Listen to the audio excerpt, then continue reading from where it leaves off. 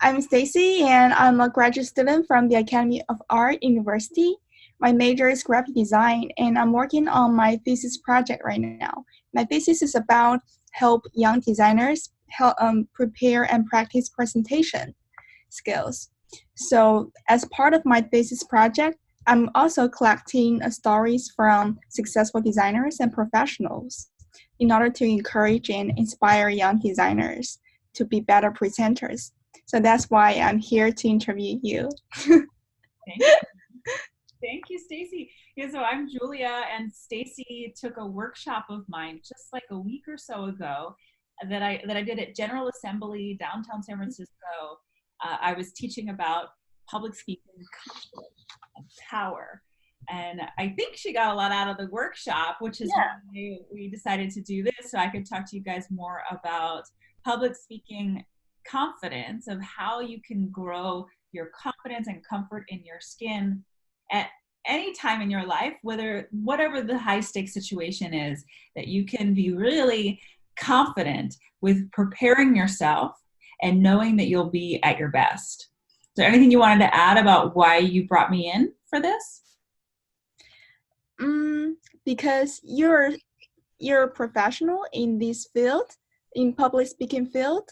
So I really want to know your experienced about public speaking and presentation skills. So that's why I want to interview you specifically. Great. Yeah. What do you want to know? Okay. So first, could you tell me, among all of your students, how many of them are designers? Designers. It's true that there are a lot of designers, whether it's, web design or, tech kind of design, or more physical design work like landscaping or architecture, those kind of things. There's design people have to present their ideas as like a draft all the time. It's a huge part of their work. And they tend to be more introverted kind of people because they love to just do the design stuff and be creative in their own little world. But then their job requires them to be pretty external. So I have worked with a lot of designers. The percentage, I don't know, it comes and goes, but it is a large percentage. It's really common that those kinds of people have real life challenges with this on a daily basis. So it's really common. So for you, what interested you the most about the field, about this specific field? Why you want to work this as your career? Why do you want to work this as your career? Well, growing up, I always loved being on stage and being in the spotlight. If we go back all the way to like age 5. Wow. Tutu, and I would press play on the Little Mermaid soundtrack. And I would grab my grandfather and put him in a big armchair and make him watch me throughout the whole soundtrack. It's like an hour and a half, and I'd be dancing around or whatever. I'd be so upset if he wanted to leave because I wanted to have my performance. And then, in high school, I wrote a play and got my friends to act in it and directed it. I just loved the theater. I did theater camps, and then all this led to me studying acting in college. That was my major. I love theater. And that's not to say that I'm an extrovert by any means. I'm very introverted. But on the stage, that's where I could be fully expressed. That's where I could be big and loud and powerful. I loved being on stage, and when I got out of college, I thought, I'm going to be an actress, because that's what I trained for. But going out into the world and auditioning, it was pretty clear really quickly that I didn't want that actual lifestyle of being an actress where there's rejection all the time, and you're not really making that much of a difference in the world. The impact of my work. So at that time, what I focused on was I shifted gears to being a yoga teacher. And I went through this year-long program to train as a yoga teacher. And then I was teaching full-time. And teaching yoga full-time, I'm up on a stage in front of an audience, basically, 3 to 4 times a day, 15 classes a week. Wow. So I'm always speaking and in front of people, facilitating people. And I did that for 8 years up until the point where I started shifting again and working with yoga teachers on being better yoga teachers. So training yoga teachers, specifically training yoga teachers on public speaking skills.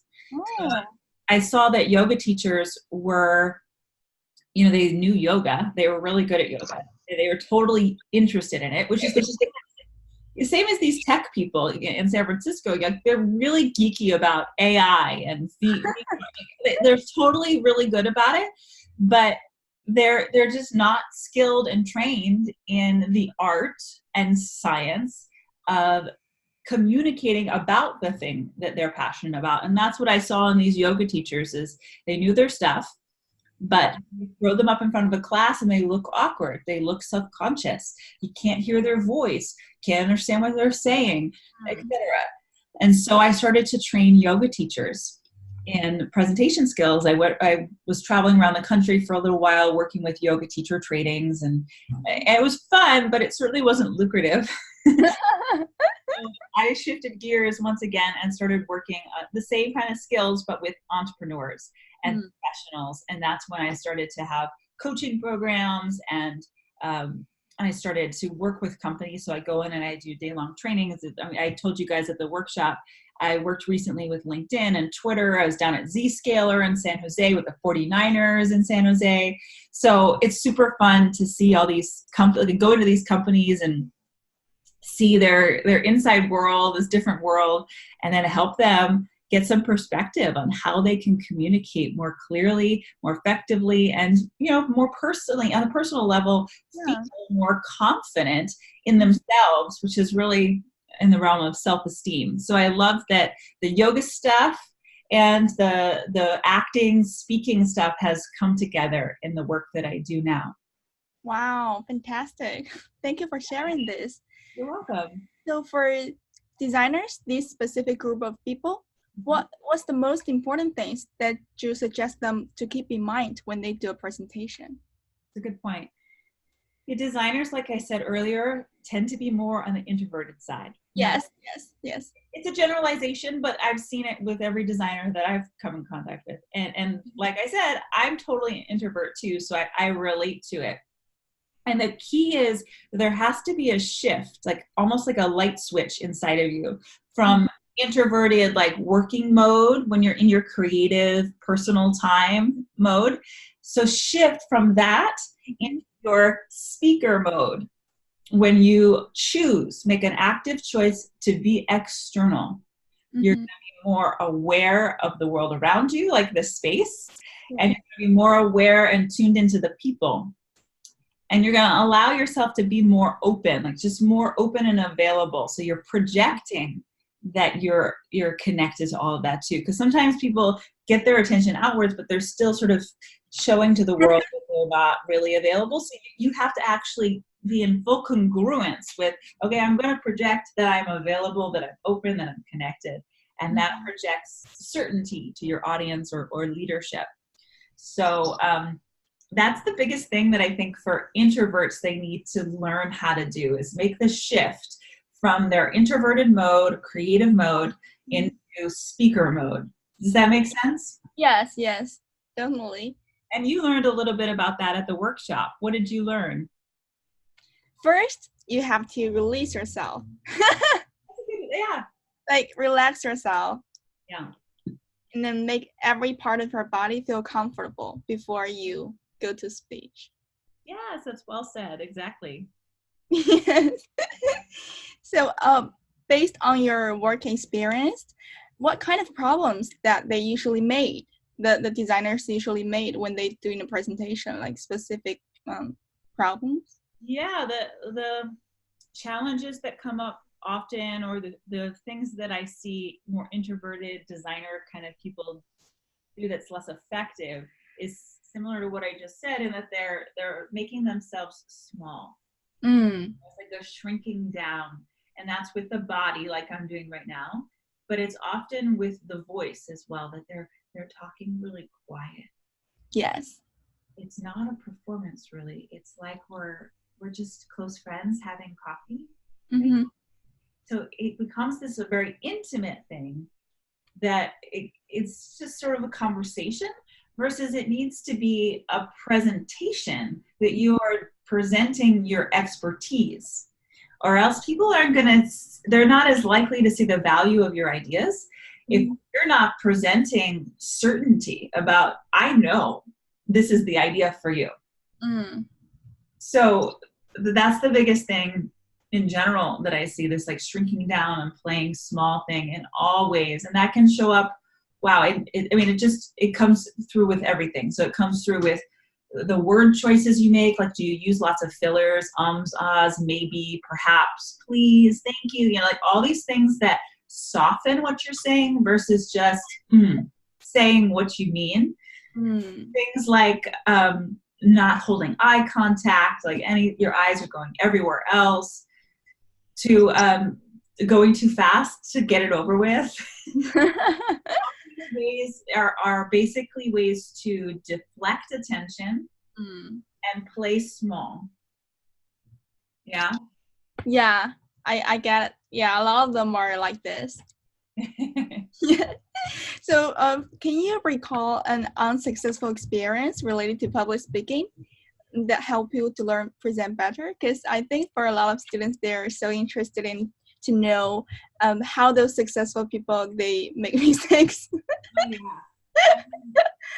I can definitely say that every time I speak, I make mistakes. The only difference between me now and me, like, I don't know, 5 years ago, is that the mistakes, I don't make them a problem and I don't make them mean something about me. It's not like I make a mistake, I forget what I was going to say, or I flub up or something, and I make it mean that I'm a bad speaker, or I don't belong here, or I'll never get any more clients ever. You know, like I don't make it mean any of that, and so it doesn't have the weight that it once had, you know. But I can remember when I was first starting my business about 5 years ago, and I was starting to do speaking gigs to grow my business, you know, get clients. But, you know, the big shift there was from speaking as a character, like in acting school, or speaking as a teacher, yoga teacher, to speaking as myself, now with very high stakes. Like my rent for the month would be on the line for a speaking gig. I really need clients. That's serious stuff. And so I got up there for one of these early speaking gigs, and I looked out of the audience of like 100 ideal clients, and I completely froze. It was one of these moments that I just was like, my eyes got big. I blanked out. I don't know where I was. I was out of my body somewhere. And sweat starts popping out from everywhere. My heart's racing. A minute or so go by. There's like no words coming out, just mumblings. I mean, I'm a trained actress, right? And still this stuff is happening. And I had to gather myself, take some deep breaths, and I got some words out, but I didn't get any clients from that great speaking event. And I needed to figure this out. I mean, I needed to figure out how to manage my nervous system, how to be comfortable enough as myself, to feel a sense of my own value, that I could speak as myself, make offers, and know that I had value. And so I worked on a lot of things, from bringing back my acting warm-ups, the warm-ups that I learned from acting school, to taking classes in public speaking, to doing a lot of things that you could say in the realm of yoga, like self-care, stress reduction kinds of things to manage my nervous system. And all that made it so that I started to speak and feel more comfortable and confident and steady. And now, I mean, like last year I did, I think it was like 80, 83 something speaking gigs last year. I speak all the time in front of audiences. Wow. I go offers like several times a week. And so now it's just old hat. I just do it, and I know how to manage my state. But yeah, it took a while to figure it all out. Cool. Thank you so much for sharing those. So for the preparation, could you share your process of preparing and practicing a presentation? Like, how do you make it efficiently? Yeah, a lot of people spend a lot of time preparing their presentation, hours, weeks, you know, just in, you know, sleepless nights and all that. And so this is my preparation, is that I have a signature talk. I worked a lot on this signature talk about 5 years ago. I did a huge process of market research, lots of interviews, transcribing interviews, then second rounds of interviews, transcribing and figuring out the language. It's just a huge process, maybe 30, 40 hours of work on market research. And then I learned about how to craft a signature talk, how to structure it, how to organize it, how to deliver it. And I put my market research into the structure of my signature talk so that it was the language that my clients needed to hear, my ideal clients. And then I really worked on embodying that talk, which does not mean memorizing. It was practicing the order of the thoughts or the progression of thought through this structure. The progression of thought through these specific phrases from my market research that I wanted to make sure to say. I practiced that on my own, but even more so, I practiced that in front of live audiences. I put myself out there before I felt ready. Cool. So, now when I do a talk like at General Assembly, I have an outline of my signature talk and it's done. I don't change anything about it. I just take a look over the outline maybe the day of or the day before just to remember some of the key details. And all it is one page outline. That's all it is, a typed 1-page outline that I haven't changed in like 2 years. Wow. And the focus of my preparation for an event is preparing my nonverbal communication, doing my speaker's warm-up routine, things like breathing, stretching, shaking, making sound, mindset work, so many things to prepare my body, my voice, and my mindset, and that connection between those things, so that when I get to the location for my talk, I'm already in a high level, really good state of being. Handle whatever happens, and there's always something that happens, so that you can't anticipate. So to me, the most important thing is to prepare your speaking instrument, your body, your mind, and your voice. That's what I do. Cool. So the most important thing for you to just to memorize some key points instead of the whole script, right? The key. Well, it's not really memorization. Let me clarify, because memorization points to you having to like memorize something, like get something into you that's not inherent or natural to you necessarily. Like when I was an actress and I was studying scripts, I would go over them over and over and over again, and I had mnemonic devices to remember them, and it's not necessarily personal or natural to me, but it is that way. And that's not what I'm talking about. What I learned and started to embody was a progression of thought. It went in a certain order that felt like a natural evolution of an idea. And I simply started to feel that this would be the next thing, and this would be the next thing. And when I internalized that, it's not a memorization, it's a muscle memory that comes out.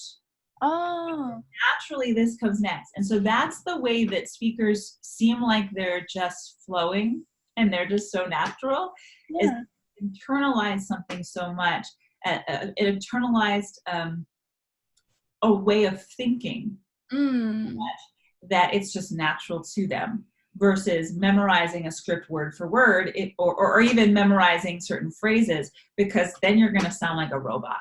You're going to sound like reading. Thank you for clarifying these concepts. Okay, the last question, based on my research, because I interview a lot of students, they usually feel afraid of doing presentations because they are afraid of making mistakes, and you mentioned that, and they don't like to be the center of attention, and they are intimidated by their audience. And last, they feel nervous. So is there anything that you want to say to those designers in order to encourage them to become better presenters? Yeah, well, there's a lot of things in that question, everything from nerves to intimidation to, what was the middle one there? Yeah, intimidated by their audience and don't like to be the center of attention. Right, don't like to be the center of attention. So let me speak to that first. They don't like to be the center of attention. And that's an identity as a shy person, identity as being quiet or introverted. which I understand. And some of that is true, and some of that has been conditioned through our life. I mean, think of yourself as a baby. Mm-hmm. You would scream and cry and be big and rambunctious, and you start to laugh, and then the next moment you're crying. It's like there's this huge range, and you totally were the center of attention.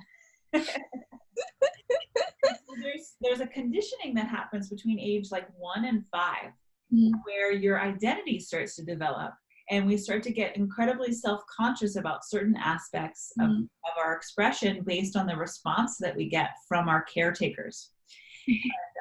And depending on how you relate to that and process all of that, it can make it mean something about you. So some people that we might call extroverted later in life learn in between ages 1 and 5 that they will be rewarded if they are more vivacious and curious, right? And you might have been brought up in a household where you were criticized if you were too loud or too emotional. Mm-hmm. So, look at that kind of stuff before you just say, I don't feel like I want to be in the spotlight, because I know that every person actually craves to be seen and heard for who they are and what they have to express. That is innate to our humanity. Like, just we want to be heard and seen. Yes. But there's a lot of fears. There's a lot of conditioning over that. So the spotlight is the place to be seen and heard. And the more you work through those more personal challenges, you'll uncover your natural desire to have an opportunity to share. That's what I see in all my clients. And that is very intimately related to the nerves. Yes. As the nerves are because we're self-conscious of what people are going to think about us. And there's a lot of negative history of things going badly when we were fully expressed. So the more that is healed, then the less you're going to be nervous in a way that holds you back.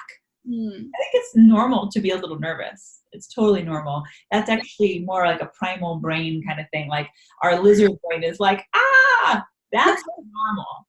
But the kind of nervousness that stops you in your tracks from even taking opportunities or from speaking up in the first place, like that is the kind of nervousness that you can work through and won't stop you anymore once you get to the other side. In terms of intimidation, I think that's a confidence thing. It's a building of belief in your value, no matter if you're the youngest person in the room, no matter if you're the only woman or minority in the room, no matter what is going on outside, like that you have a belief in your own value. And so that's something to build and cultivate over time. Cool. Thank you so much. I think that those are today's interview's questions. Yeah, thank you so much. It's great questions. Really got to the heart of things, and I hope it's helpful for your designers.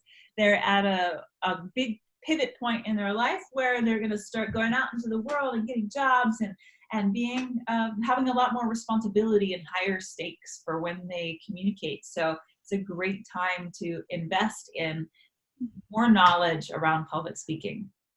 That's true. And I will share your studio information. Is that studio? Right? Yeah, share the information about my work and my programs. My cat is also here right now. I like your cat. Wow. So we'll share the information of my website, and I will also have a link for you to put with all my information to schedule a Speak to Inspire strategy session, where if you're interested, we can talk more about your unique challenges, your unique goals around public speaking and ability and expression, and then see how I might support you to go to the next step. Yeah, I will share those information to those students. Awesome. Thank you. Thanks for the opportunity. Thank you so much.